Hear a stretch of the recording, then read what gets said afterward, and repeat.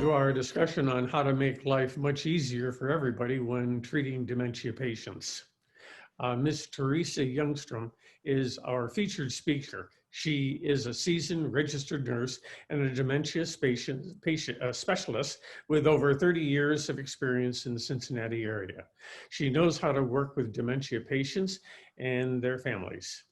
Dr. Jason Hunchelt is here, senior pastor who works with Shirley Rising, chair of the deacons, and with Jamie Evans, all three at Wyoming Baptist Church. Jason will ask questions after Teresa's remarks. And Michael Holliday, a University of Cincinnati family physician and professor, will also comment. His father tells me that he's regularly scored in the top 1% of national levels, both in patient satisfaction and on medical board exams. Teresa? Thank you. So great to be here with you today. Welcome, welcome. So yes, I'm a dementia specialist. After being a nurse for many years, I realized that, well, when my mother threw me out of the blankety blank house, that maybe I didn't know as much about dementia as I thought I did. It really turned me around and opened my eyes that there are lots of people out there like me who, even though we've been around patients or residents that have these deficits, and we thought we understood it, boy, until you're living that dream, I tell you, and you're on that long journey, it's a whole different world. So my company is A Better Approach to Memory Care. I have the privilege to do staff training. I do speaking events, CEs for nurses and social workers, and get to do these educational workshops, which brings me a lot of pleasure. So let's get started. Today, our topic is going to be better communication with dementia. And I'll go to share my screen. All right. Okay.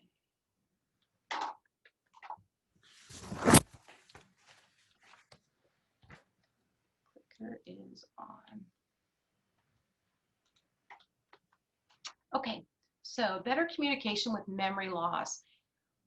I could talk for days on this, but I broke this down to 3 sections for us, so we won't be here all day, okay? I've given me about 30 minutes to get through this, and then we'll do some great questions. So we're gonna break it down into a better approach, better conversation, and then better reconciliation, okay? Because you will run into each other every now and then verbally, and you can have these explosions and when we don't understand what's going on in their brain, and they may not understand what's going on with your intent.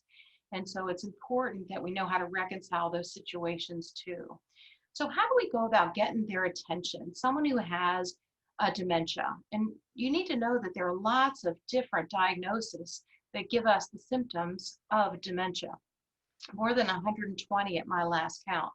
And so, I mean, Alzheimer's being the largest grouping, we've got the vascular, right? We have the frontotemporal, the Lewy body, the Parkinsonian, and mixed picture. And so, but in general today is what we're going to talk about, communication. And remember, this is a trajectory, it's a journey. Right now, we don't have a cure for this. The medications we have don't really stop the process. They may cause us to be able to think better, maybe get the brain cells to talk a little better, whether that's chemically or physically, but they're about 40% effective and we have some side effects. So we're on a long road to finding the cure for this. So in the meantime, we really have to prepare people on how do we love folks through this disease all along the journey. For my mother, it was a 10-year decline, okay? And so there's just a lot you need to know. Starting the conversation and getting their attention is key, because if we don't do this right, boy, can we, wake up the lion or the tiger inside of them. And it can be very startling when all of a sudden their dukes come up and they throw us out of the blankety blank house, right? And so startling them is a huge mistake in starting a conversation with them.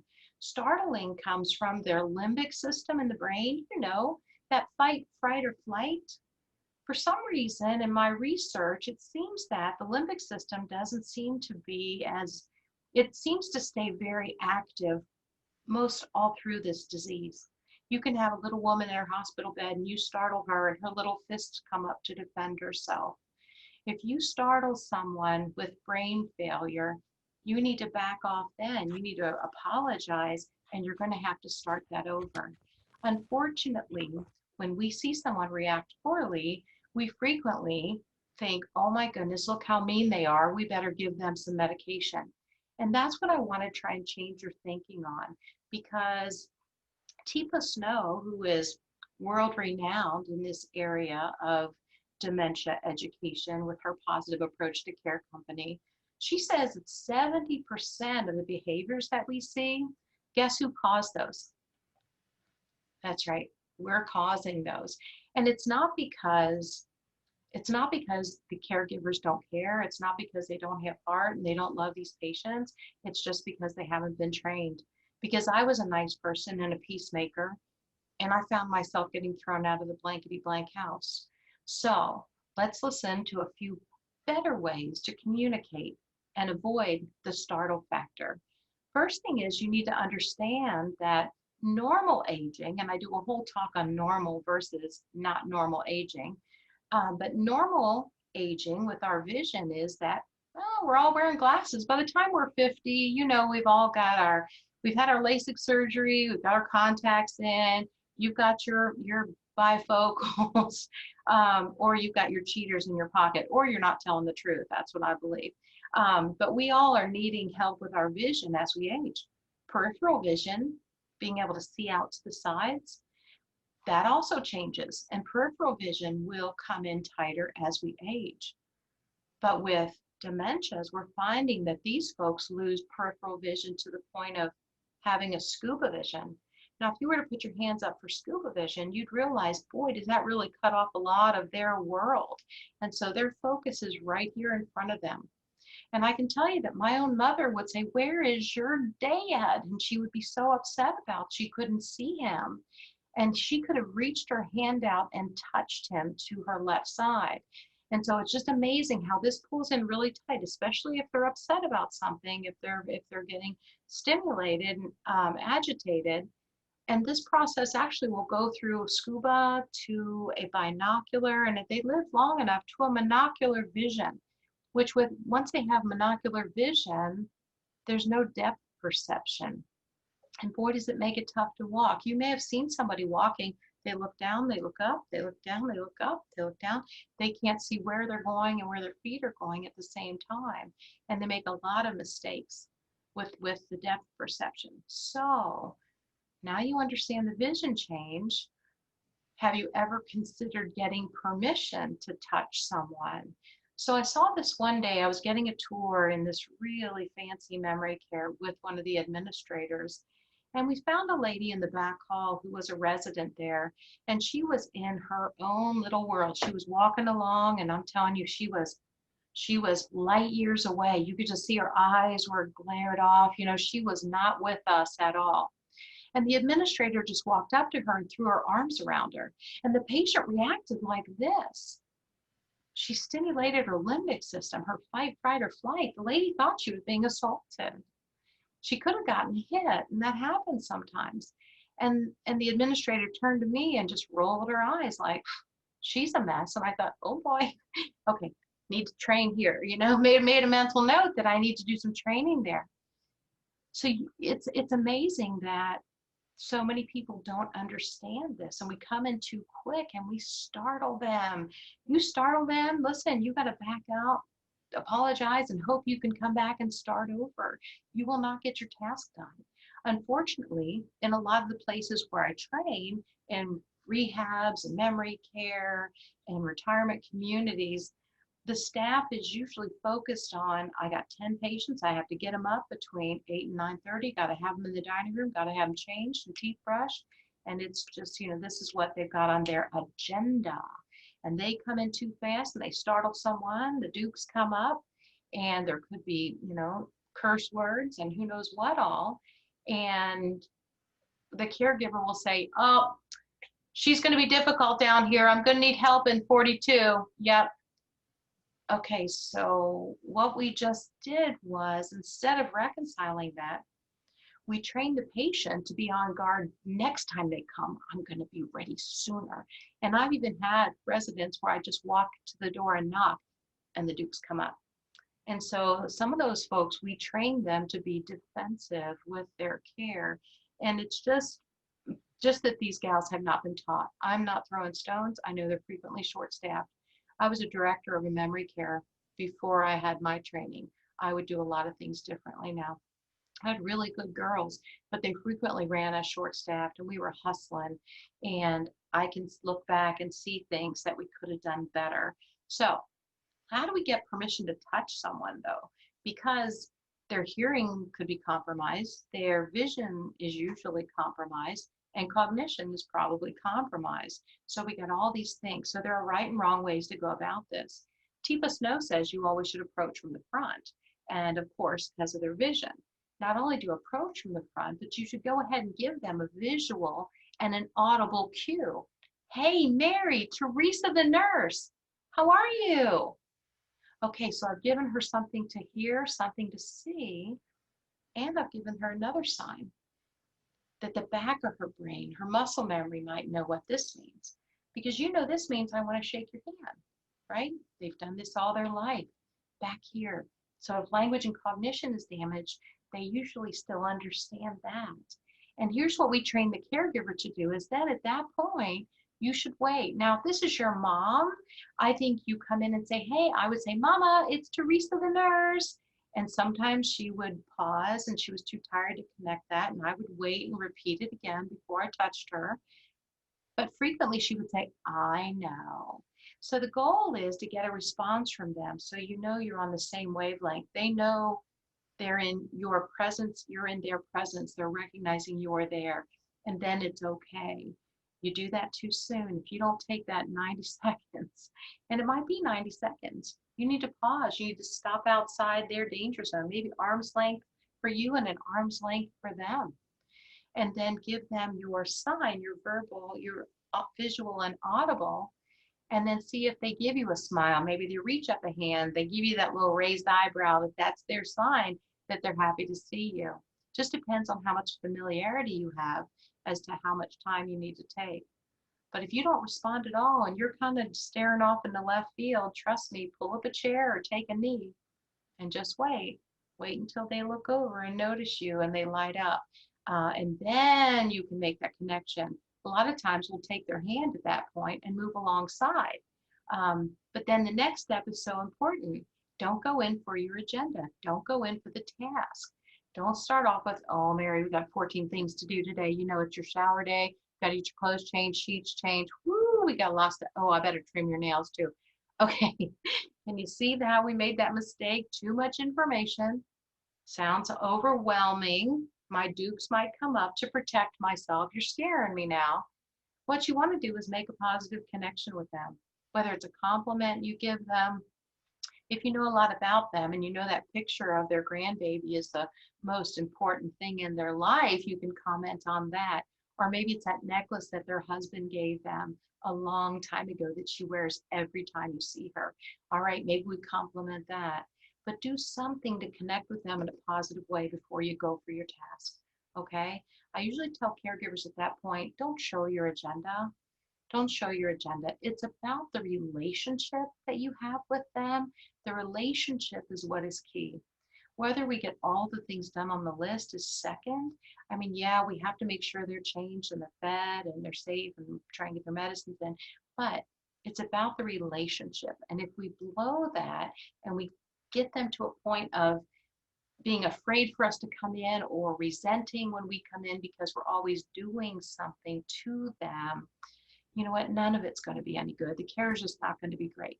Okay, so what about body language? You know, I was studying some information from Mayo Clinic, and they say that the way we communicate with these folks that have some type of a brain failure, really the body language is 55% of what they're picking up on. Think about that, your body language. What is it saying when you come in? Hands on the hips? You know, are you looking around like, oh, it's going to be another one. This is going to take forever. You know, are you on the phone when you come in, having a few words with your son who, again, didn't do his homework or didn't bring the car home or had a fender, you know, whatever it might be? Are your trials and stressors rolling over into your patient's interaction? careful about that because they pick up on it. And I even had one lady fabricate a story in her mind about that. And then she started telling me about stuff that was going on. And it was stuff she had just heard in the last 10 minutes out in the hall. And it became a part of her agenda. Okay. And so this can happen. It's really important. The next thing that's so important really is your tone. And I hadn't thought about that. I'm kind of a gentle spirit, a soft spoken anyway, but not all the time. And you need to be careful about your tone. With caregivers, I tell them, make sure when you go in to see Mary, it's, hey, Mary, it's Teresa the nurse. And you greet her, and your tone has to be great. You need to notify your face that you're happy to be there. Okay? If you're rolling the eyes, even if you have to stop outside, take a breath, and let it go. Let your cortisol, your stress hormone out, right? Position yourself to win, to go have this interaction, especially if she's been challenging to other people. So we're going to take a breath, we're going to notify our face, we're going to get our body language. Hey, it's so great to see you. We're going to look relaxed, approach from the front. Okay. Yeah, Mayo Clinic said that the words that you use are about 10% effective. And with dementia, I've read a lot of things. Sometimes because of language and cognition, they are only picking up on every couple of words. It makes it very hard to understand. It could be the hearing is poor and they're going to try and read your lips. So maybe you need to slow down how fast you talk. That might be part of it. Some folks are actually hearing music play in their head, and you're trying to talk, or it could be staticky type things. It can be stuff that are noises that are annoying. So what's most difficult about these folks is that we can't see their disease. If you've got a broken leg, I'm going to help you with your crutches. I want to help you with your walker. I know how to transfer you, and I'm not going to suggest you take the steps. But with this, frequently we ask them to do things that are way above and beyond what they're able to. And then when it backfires, you're like, what's wrong? So just be cognizant that they're doing the best they can with what they have left. And if the wheels start to fall off, who has to change? Well, we do. We have to change. They're doing the best they can, so we have to change. Okay, so use your hand gestures to get the point across. As they have more trouble with cognition, hey, come with me. Come with me. Good to see you. Good day, bad day. Good day. It might be, does that taste good? Taste bad? And you'll be surprised. They can sometimes gesture with you, or maybe they're just going to nod, talk with their eyes. Hand gestures are great though, because we're really tapping into other parts of the brain. Work on using fewer words. And I can always stand to talk slower. I can talk really fast, and I have to be really conscientious when I'm talking with residents and with patients. Like I said, they may not remember what you say, but they're going to remember how you made them feel. So vitally important. And that's why it's so important that the approach is great. Do your best not to startle them. If you can secure the approach and you can get them to give you permission to come in and touch them and start to interact, you are halfway there. Well, usually 85% of the time, then we can get the task done. That's another thing. I don't say we need to go in the bathroom and do 14 things. I'm going to say, you know what? The bird feeders are filled. Let's go check those out. I get you coming with me. And then I'm like, oh, you know what? We better pop in the little girls. And we head in there. You see how there's different ways to do this. And so I don't want to overwhelm you, but let's move on to better conversation. So how can we have a better conversation with these folks? So here are a few techniques to try. Pacing. I kind of touched on this. So if they're talking very slowly, I would match their pace. Okay, slow it down to what you feel they can understand. Slow it down and pause if you have to, because their ability to take in the information and process it is much slower. Our brains are so amazing that you can ask a question, it comes into my brain, I can come up with an answer and bring it back out what? It's incredible what our brains are able to do. Or I can go back, find information from before. So when our brains are broken, listen, these people are compensating all the time. Give them time. Don't rush. Watch your pacing. Reflection is another thing. Say they come out with something, they ask for something and they use the words all inappropriately. Maybe they're using the wrong nouns or the wrong verbs. Sometimes if you repeat it back to them, instead of just correcting them, which is usually a mistake, I would repeat that back to them and see if they can take that information and correct it themselves. They may say, no, that's not it's this, but it may have sounded similar, maybe that, and so maybe it'll help them come up with the right answer. Something else to try would be validation. So even if they're wrong, right? You need to acknowledge their frustration. So this reminds me of a gal that I took care of. I found her down in her trailer and she had been there a couple of days. And at that point then she had no short-term memory and no one to help take care of her. And so she went into a nursing home and I would visit her frequently. She hung on to my cell number. And so I would get calls at all hours. She had her nights and days all mixed up and I did my best to be as patient as I could. One day she called and I knew they'd had trouble. She's a cantankerous bird. And I knew they'd had trouble with her getting aggressive at the nursing home. And I didn't want to send her out. And I learned this about her is that quit fixing things and just meet her where she is. So cantankerous. Okay, put on my cantankerous. She called and she said, honey, I'm going to kill somebody. I'm going to kill somebody. And I'm like, you're going to kill somebody? Oh my goodness. I said, are they being mean to you there? And I just jumped on her wagon. Okay. Yeah, I'm going to have to kill somebody. What I could hear was the lady across the hall screaming her head off.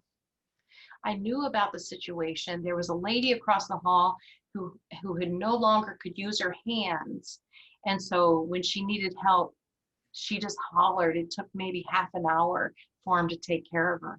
Super grinding on my gal's nerves. And she would get really worked up. And so I said, honey, are they being mean to you? I said, I'm going to call that director of nursing, give her a piece of my mind. Only because, guys, that's not how I'm usually resolving things, but that's how she resolved things. And she said, good. And I hung up the phone. Now, back up. I didn't call anybody like that. I called her right back.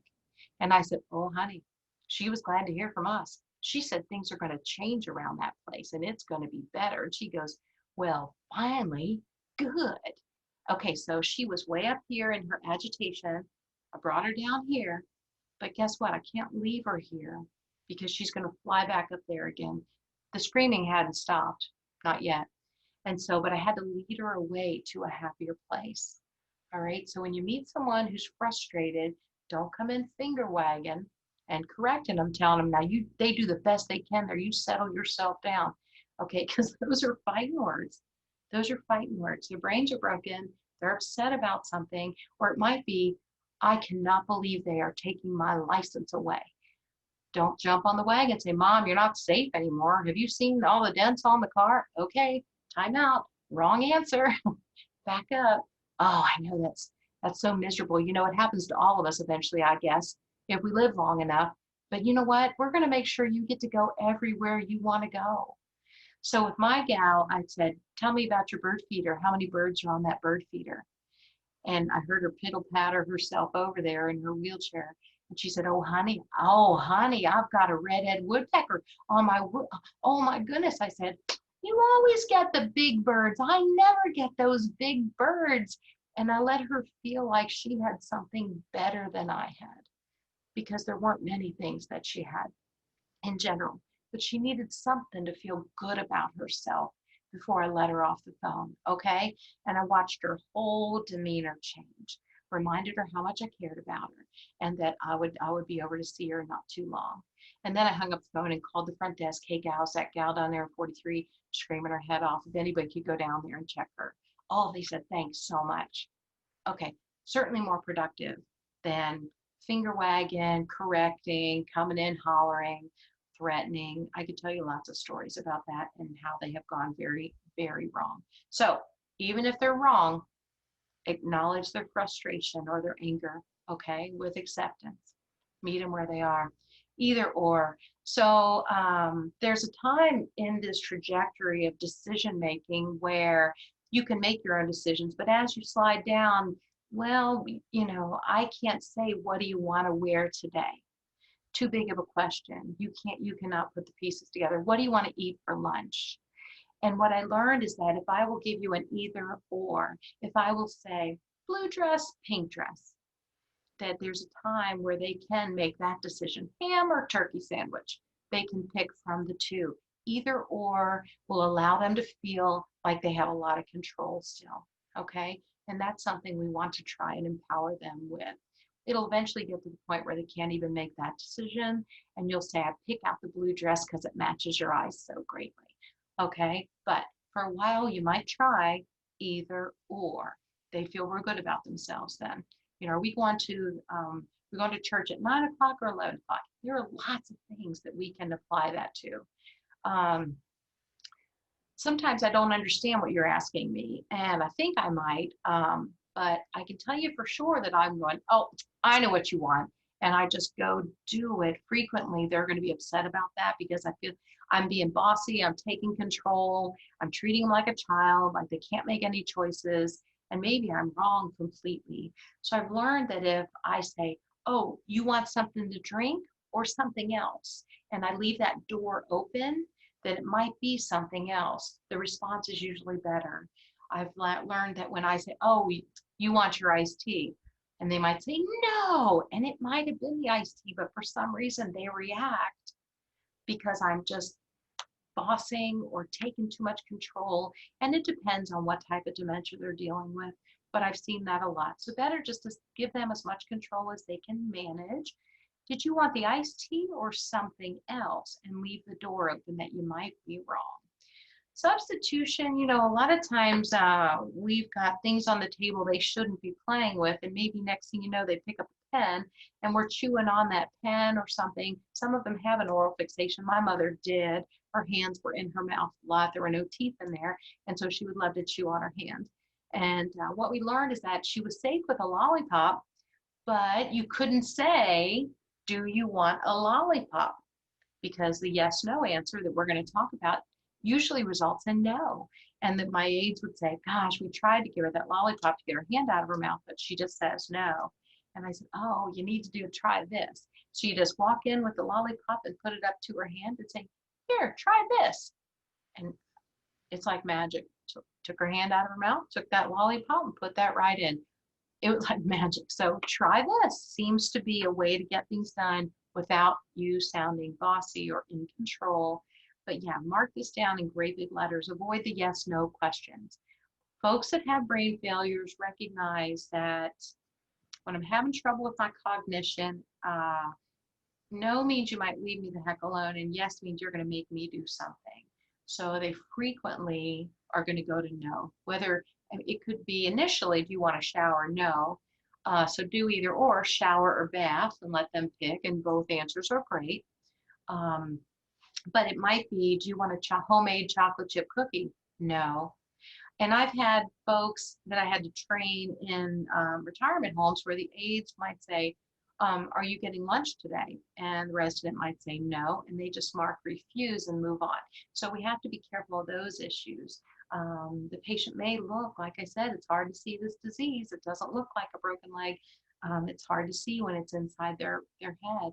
And so sometimes they don't get what they need because they just say no. Mom, do you need us to come over and make dinner? No.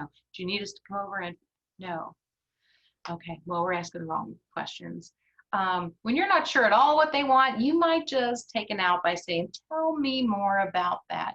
Because sometimes I had a lady who'd come at me and she'd, like she had told me all this stuff. And I'm thinking, oh my word, she has me confused with somebody. And I would just say, tell me more about that. And then she would launch into her story successfully. If I were to try and get out of the story by saying, yeah, you've told me that. Oh, so man, big mistake. Okay, big mistake. Tell me about it. and then we can move on. Okay, so best options when situations change, because sometimes the wheels are going to fall off, guys. It's unpredictable. And the honest truth is, as soon as we figure out how to take care of them at this point in the disease, they slide down here, and then the situations change and they need us to care for them in a different way.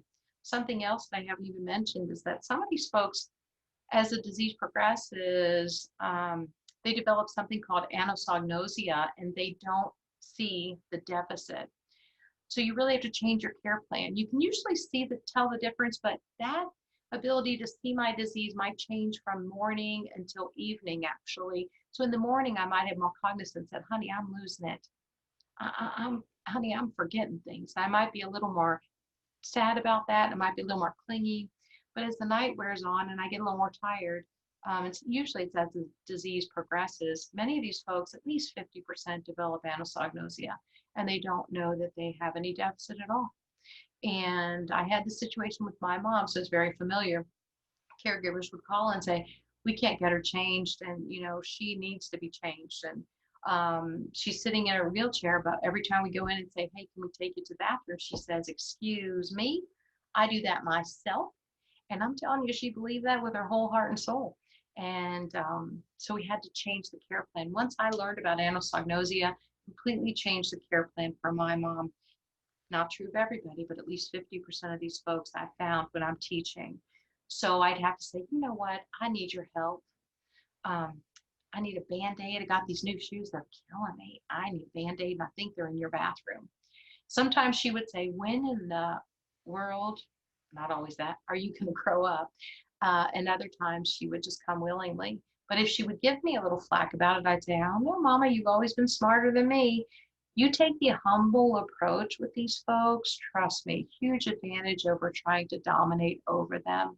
And so when you got anosognosia, they don't know they're sick. They honestly don't know. She was sitting in a wheelchair in her brief, and yeah, she needed to be changed, and was able to say she does that herself with absolute belief that she did. We never told my mom she had dementia, she wouldn't have believed us anyway. Okay, remember the goal is to be respectful and not agitating, especially when the unexpected happens. So I'm talking about now, when the wheels fall off, what are we going to do? So some of the situations you might prepare for. One of them is, why don't they accuse us of everything? And they overreact about everything. So in their brain, frequently they are paranoid, suspicious, always the victim, and never wrong. So you kind of got to figure that out. That's going to come at you. The attacks are going to come.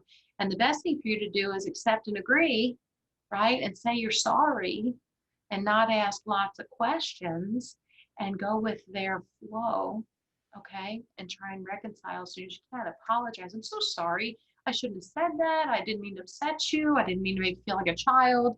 That wasn't fair. I'm so sorry. I went too fast, didn't I? I'm so sorry about that. So these are some things you need to be prepared for, and they're going to catch you off guard. And they do frequently start using bad words.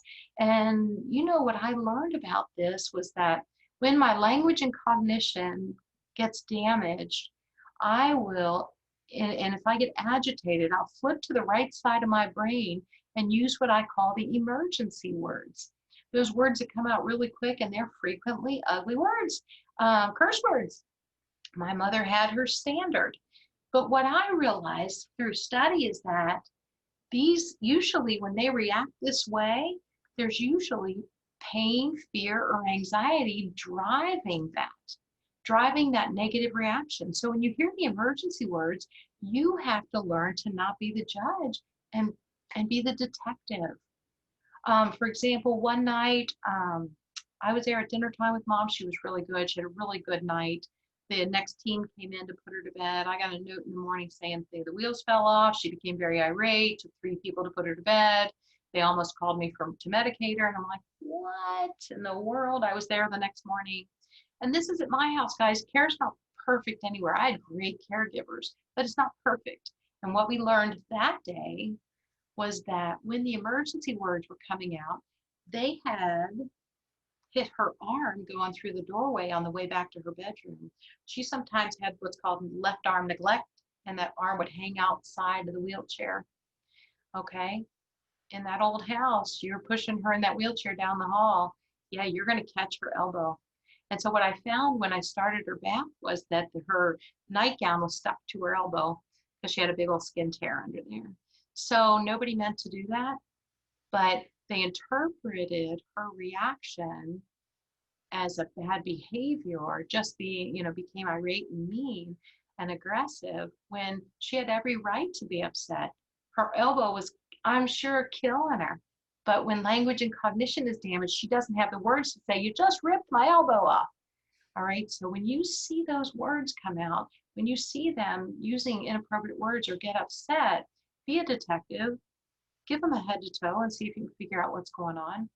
I mean, these people suffer with gallbladder disease. These people suffer with indigestion. These people suffer with even appendix issues. And because no one puts all those pieces together, that it's more than what they're just call them bad behaviors.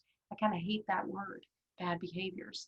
It's only bad if we don't like it, right? So what can we do to be a detective and not a judge when the wheels are falling off, and see if we can come alongside, apologize, accept and agree, identify if there's pain, fear, or anxiety going on. Okay, accept and agree and review, and then never correct them. And you need to apologize even if they're right. I told you, humble approach is what works. You'll get a lot farther with that, right? And maintain the relationship. It's about the relationship. It's about the relationship, okay? They remember how you make them feel. So it's about the relationship. Match your distress with their distress. Kind of told you that when the lady called me on the phone and she was so upset, and I just joined her right there with being upset. And then I walked her down and over to a happier place, okay? Always redirect to the happy place. If they're not ready for that, sometimes you just need to sit and be quiet. Just be there. I get family members so frustrated. Mom won't come. I could take her out to dinner, but she gets so upset.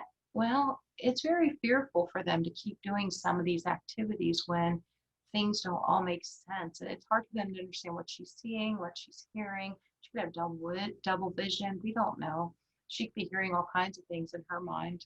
So sometimes we just need to sit quietly, okay, and just be there for them and quit trying to fix everything. Boy, this was hard.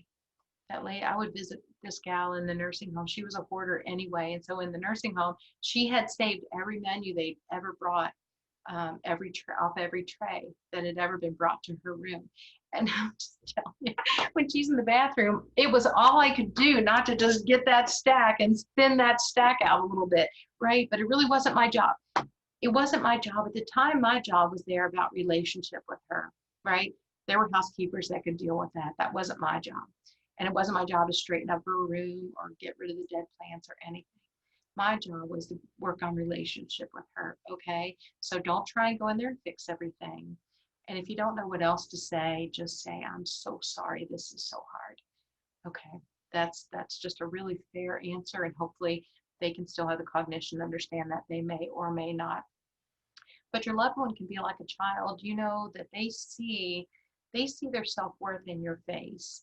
And so it's so important. I remember with my kids, raising my kids, even if the night before had not gone well with one of them, I made sure in the morning, it's good morning, it's so great to see you. And they knew that when it's all said and done, there's nothing you can do to make me stop loving you, okay? And I think we need to make sure that we grow the relationship with our seniors that have dementia in that same way, and that they can feel from us that we're not going to turn tail and run. Even if we don't know what to do and we're just sorry that they're feeling so bad.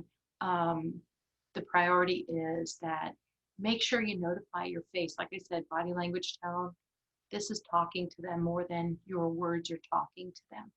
Make sure I love you so much, make sure they hear that from you if that's your mom or dad. Okay, notify your face. I just told you that. Yeah, that you love them first and forever. That's where the relationship is going to start. With family members. Okay, last advice, give yourself and your loved one grace daily. This is the hardest journey that we did with my mom. It was honestly a 10-year decline. She just passed 2 months ago.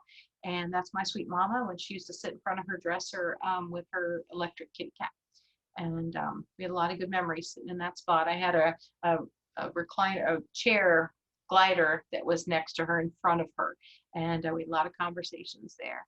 So anyway, I'm going to send this back now and see what kind of questions we have. So let me share my screen. Michael or Jason?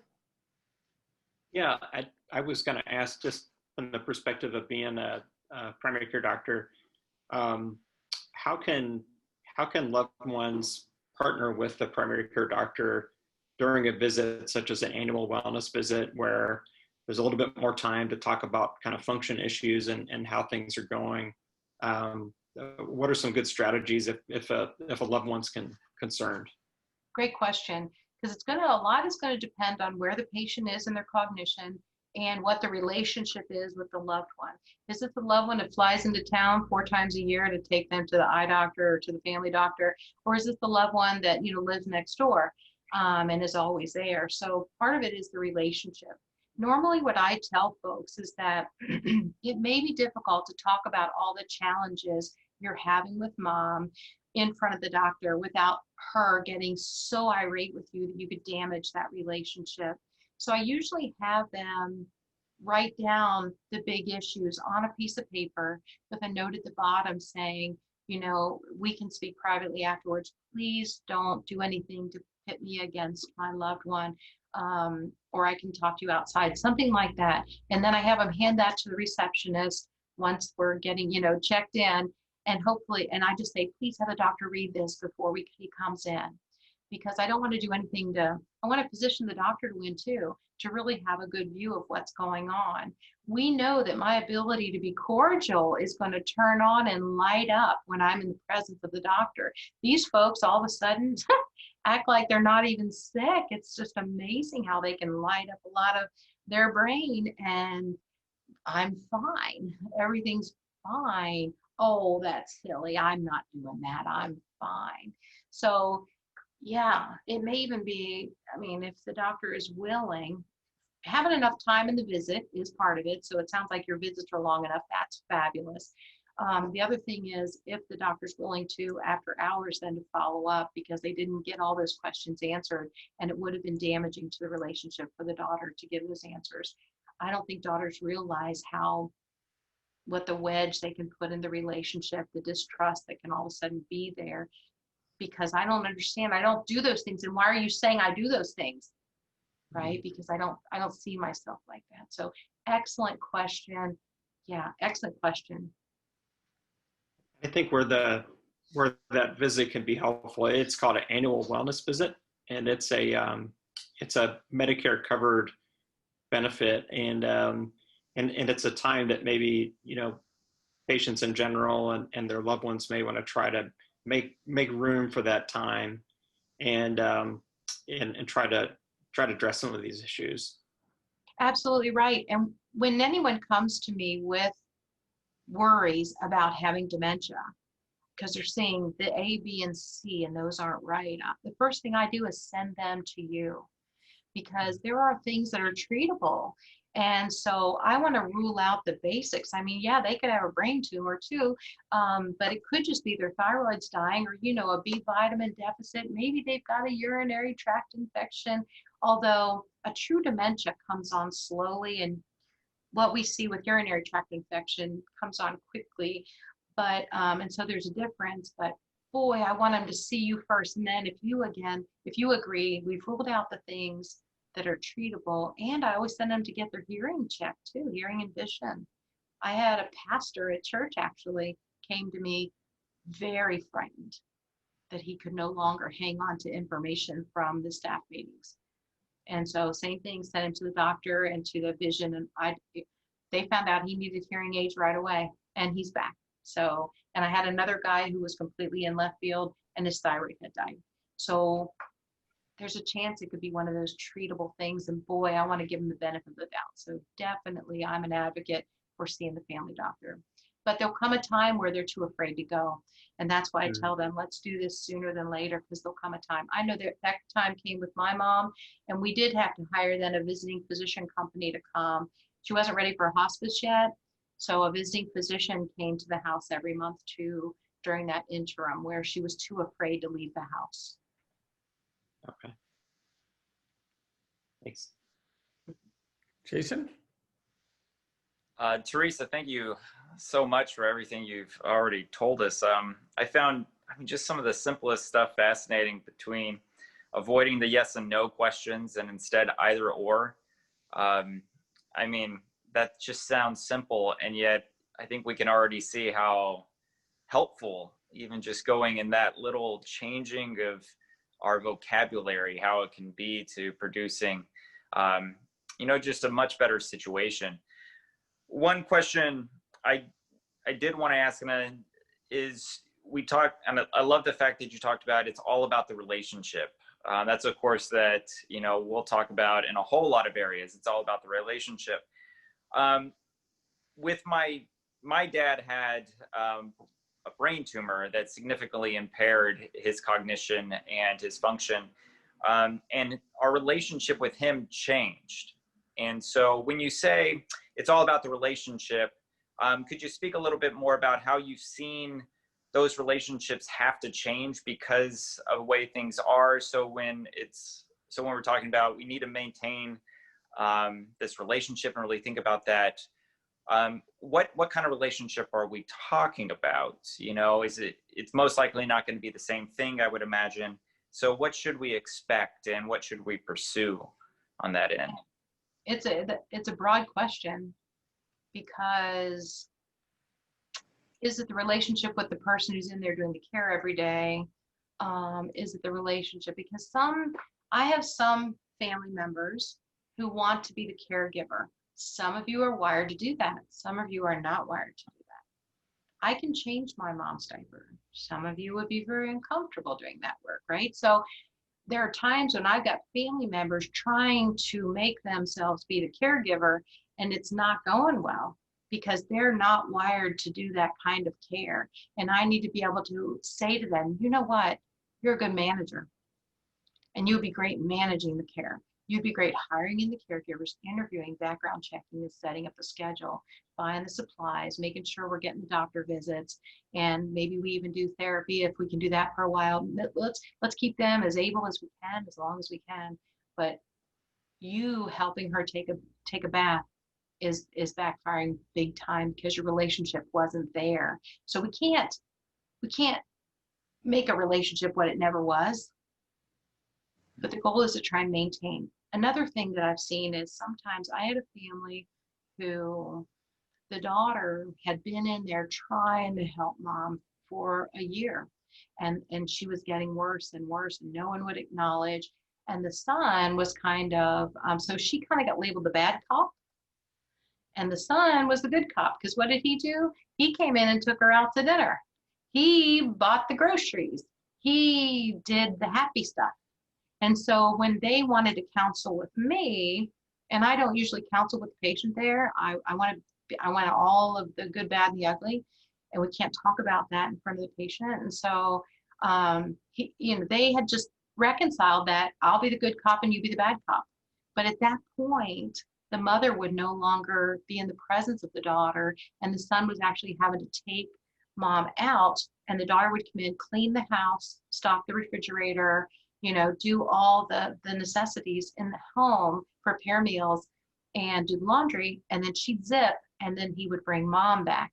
And I said, there's a better way to do that. I said, I wouldn't want to give up my relationship with my mom. I said, I don't want you to be bad cop, good cop.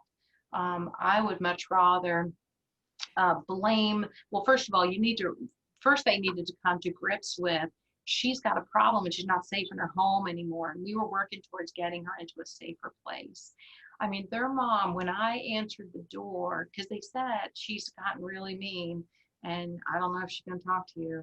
So, okay. She was still driving. I'm not going to tell you what part of town, but she was still driving her car a lot, and dented, oh my gosh, dented all over the car. They were afraid to take the car away. I knocked on the door and she flew the door open, and I mean, looked like Batty Hattie from Cincinnati. I mean, she had hair was really wild. She had oversized tennis shoes on. I'm just going, okay. And she goes, get out of my blankety blank. I'll just say, Get out of my blankety blank house. She's found a millionaire and I don't need you. That's how that was her introduction. And I went, hey, I'm Teresa the nurse. Can I come in? Well, she looked me up and down a few times and I was just trying, right? She goes, okay. She let me come in and we sat on the couch. She was very nice to me. We soon found out that I did get him to stop her driving the car because I said, you guys, this is painful. This is regret when she kills somebody or kills herself. Let's go back to painful. It's going to be painful, but we need to take the car away before she kills somebody or kills my kid, And so they finally said, okay, we'll do that. Because she came home and the mirror now was missing on the right side of the car. So she hit something. We didn't really know what. But don't you know, we found out that once we got her into a community that she had 10 ingrown toenails. So I'd been mean as a snake too. But that's why she was wearing the oversized shoes, but nobody'd seen her feet and who knows when. And so all I can say is they thought it would just be okay. They couldn't see any better way to do it than to have the daughter be the bad cop and the son to be the good cop. And I want to say, no, I don't want you to go there. I think that I'd rather blame the uncomfortable stuff on someone out there. So you're not allowed to drive anymore. The doctor said, sorry, doctor, but I'm going to blame that on you, or I'm going to blame it on a social worker, whoever told them they can't drive. I'm going to blame it on them. And I'm going to come alongside saying, I know that stinks. I guess that's going to happen to all of us, but I know that stinks to lose that privilege. But you know what? We're going to come up with a schedule and you're going to get to go wherever you want to go. And I'm going to come alongside that way. And I'm not going to pit mom against one person or the other. Sometimes by the time I'm on the scene, though, the damage is done. And that lady never did allow the daughter to visit her. Even once we got her all tuned up, she looked beautiful. She was healthy again. She was in a community. She never let the daughter. That wedge stayed there. But in your situation too, what came to mind is it depends on what part of the brain is being damaged as to how it affects my ability to communicate with you, because certain parts of the brain make me have a flat affect.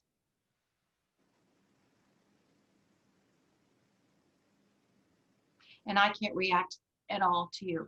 And it doesn't matter if you just sang me happy birthday. You get nothing. And we want relationships where it goes both ways. We want to bring them joy and they bring us joy and all of that. And so relationship can be one-sided when we don't know what's upsetting them, but we just want to make sure we're on the right side of that and that we're trying our best to position them to win. In relationship, we're being understanding, we're being patient, we're giving them grace, coming back in, loving them again, even if it didn't go well the day before, even when they can't respond. Maybe it's just holding their hand because they can no longer use their words anymore. Maybe the part of the brain that allows them to speak doesn't work anymore. And then they can't talk to us. That's a real tough place to be in. But you can still love them in different ways. Play their favorite music. You can dance with them. There's some great tools on the right side of the brain that we need to remember to use. Prayer, rhythm, music, right? That ability to be cordial, but playing music can set the mood for the room. It can either bring energy, it can settle things down. When my mom had trouble going from one part of the house to the next, she'd get to her bedroom going, oh, no, no, no, no, no, no, no, no, no. And her brain was not able to process. That'd been her bedroom for the last 60 years. But all of a sudden it was, no, no, no, I need to go home. I need to go home. Okay, so we ended up playing music back there 24/7, same 6 songs, had no words, but it was just comforting music. And because that was right-sided brain, something about that familiarity in that space made it okay. She stopped complaining when she'd get to her room that she didn't recognize it. The music brought the familiarity there. So we can use different tools like that. Rhythm's a good one too, Maybe they can't walk, but maybe they can dance with you.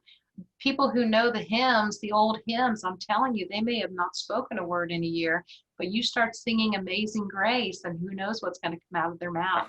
My mom was never a singer, But I sang to her during care a lot because I like doing that.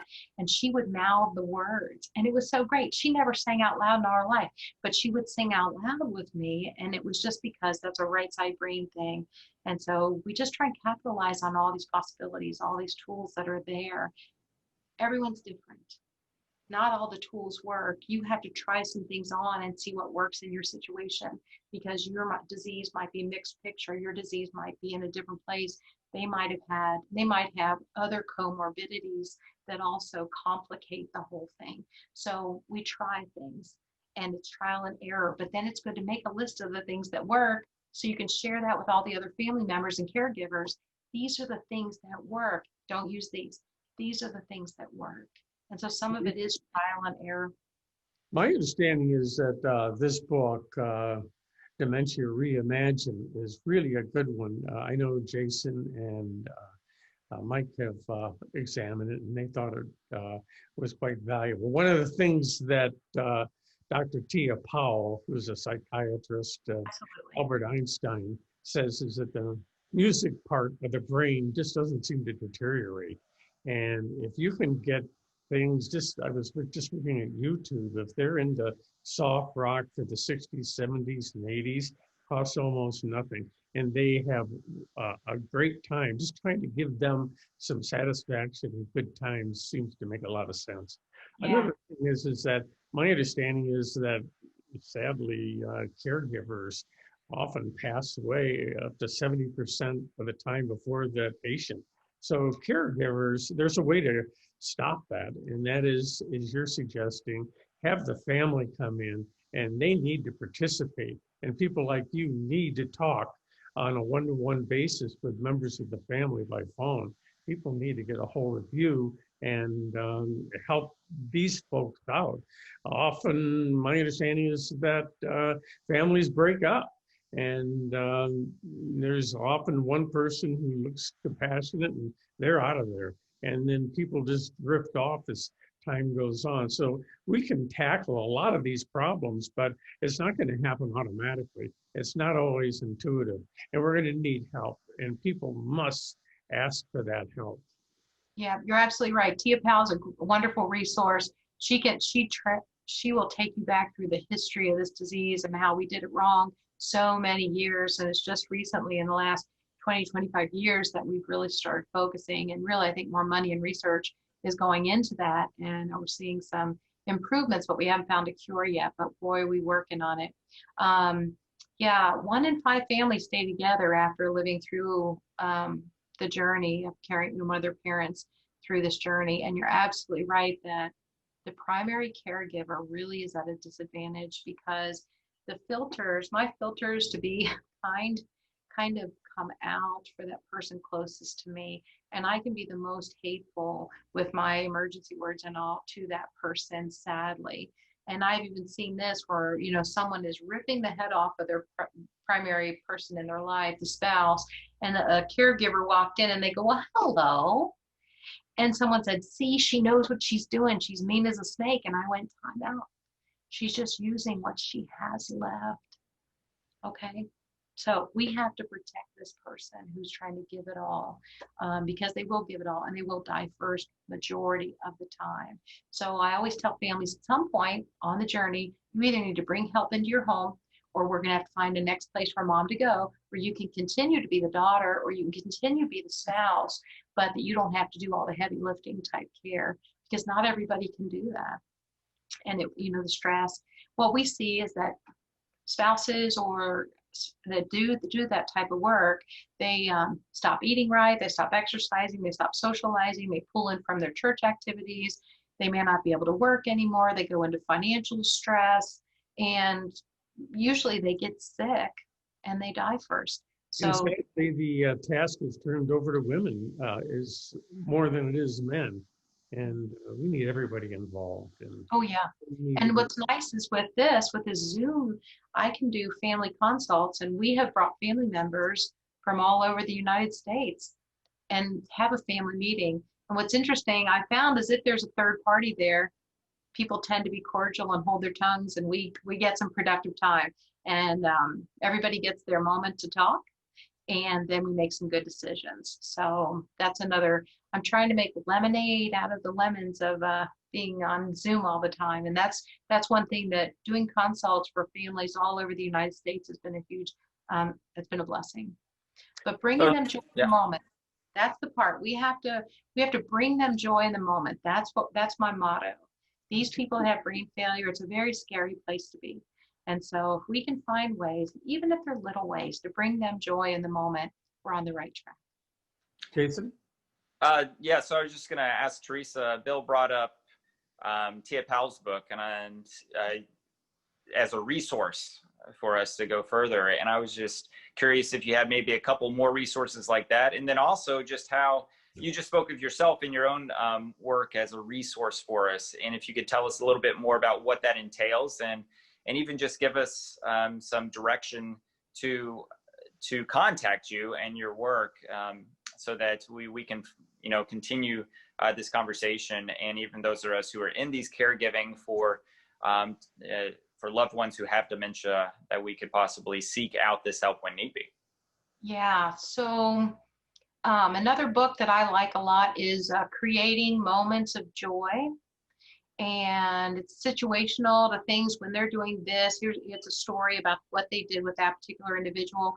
Creating Moments of Joy by Jolene, Jolene Brackey, Bracky. That has been a good resource. And then, Tia Powell, absolutely.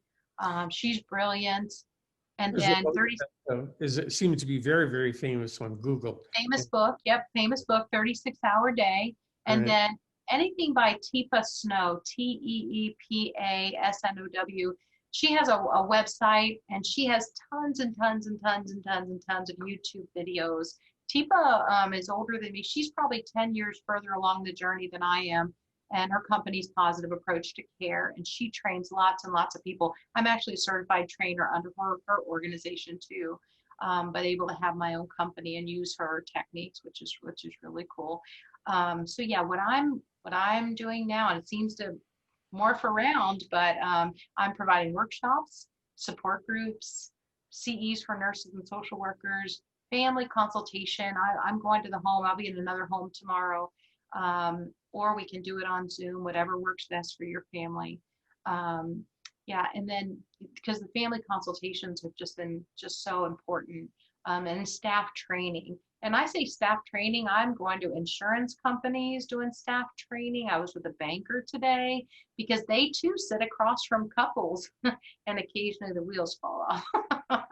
Or someone, this banker said a lady came in with a younger person, apparently a nephew, and they were trying to move all her money in a direction.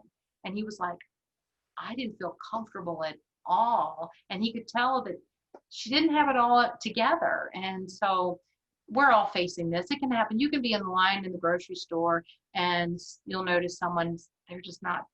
I had a lady one time and she's looking for her credit card. It's in her hand, just looking. She's digging through her purse. I can see it, digging. She's getting all frazzled, and lady behind her's giving her pressure. Like, and I was just finally said, I think I see it. And I pointed to her hand and she's like, oh my goodness. And then I thought, I need to see her in the parking lot, right? And then she was gone. So I don't know what happened to her, but she's out there driving somewhere with you also. And everybody yield on in the car too. Remember, these people can't see and they're still driving, lots of them. So they can't merge great.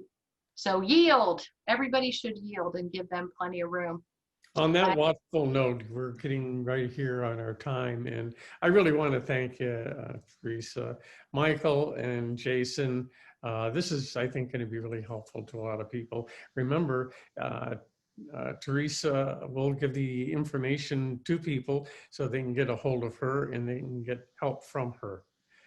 Thank you very much, everybody. I appreciate you watching us and thinking about us, and always interested in feedback. Yep, absolutely. Thank you, Bill. Thank you. Thanks for having me here today. Thanks, Teresa. My pleasure. Bye-bye. Bye.